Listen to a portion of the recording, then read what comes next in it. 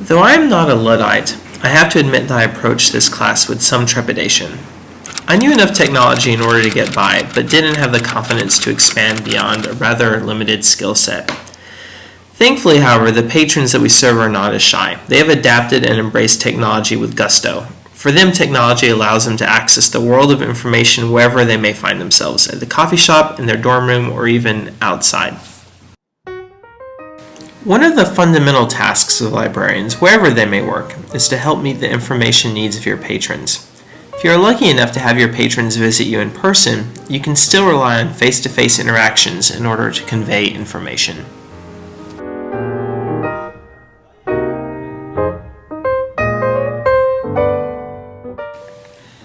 Increasingly, though, no matter how enticing you make your library, you may find that fewer and fewer patrons may be willing to take the time and effort to visit the library in person.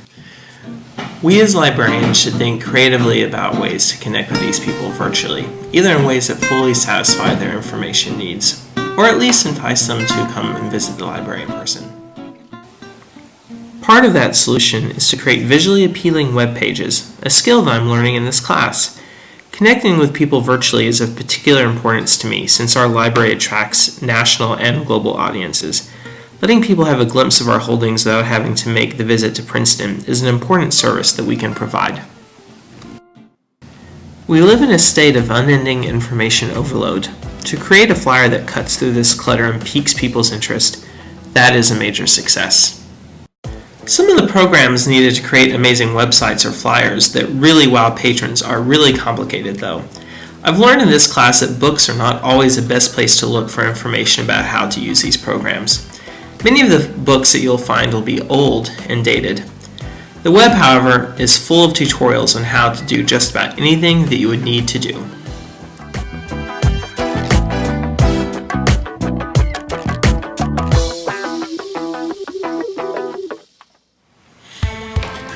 Hmm, 2006. Let's see if we can find something a little more recent.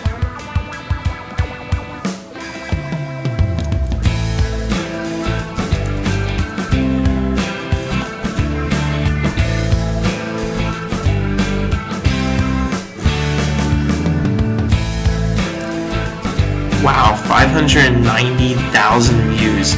This is going to be really useful. With just a little skill, you can turn amateur flyers into something truly attention-grabbing.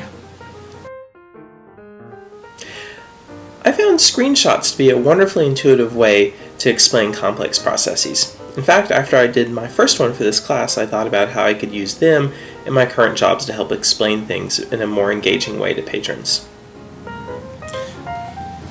Okay, it looks like we found the book we were looking for. Go, go, go. In this record, you can see there's a summary note to tell you a little bit more what the book's about. The call number is down here, and here's the subject heading. So if you want to find books that are similar to this, you can just click on the subject heading, and it will take you to this very extensive list of similar books. Finally, I've learned how easy it is to make digital video using tools as basic as an iPhone and basic movie editing software like iMovie. I thought about how much more engaging it would be if we offered video book reviews to patrons rather than the written book reviews we've traditionally been using. Hi, my name's Aaron. I'm here to recommend a book for you today. It's called Bats at the Beach by Brian Lees, and it's one of the best beach books I read all summer. It's about what happens at nighttime when we go home. Do you know who goes to the beach? Bats go to the beach. It's full of wonderful illustrations and really nice rhymes, and I really think you'll like it. So check it out at the library next time you're there.